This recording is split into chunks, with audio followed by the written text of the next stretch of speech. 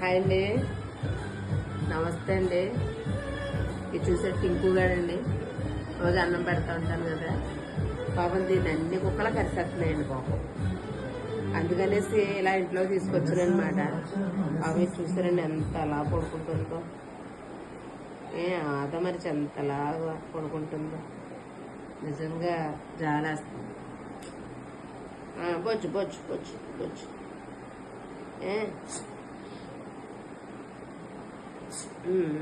ఏ తుమ్మతుందా?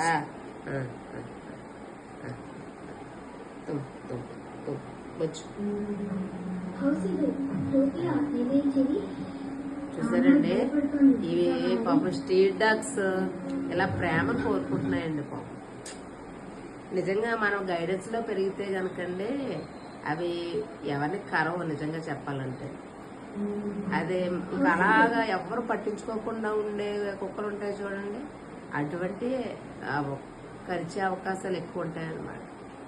ఇలా మన చూడండి, మన ప్రేమను పంచి మనం ప్రతిరోజు ఏదో పెడుతూ ఏదో మాట్లాడుతూ ఉండే కుక్కలు అయితే అస్సలు కరిచే ఛాన్సెస్ ఉండదండి. దీన్ని అవన్నీ కలిపి కరిచేస్తుంటే బాధ అనిపించింది. అందుకని ఇలా తీసుకొచ్చి జోలు కొడుతుంటే అలా పడుకుందండి. కొంచెం తల్లి చూసారా.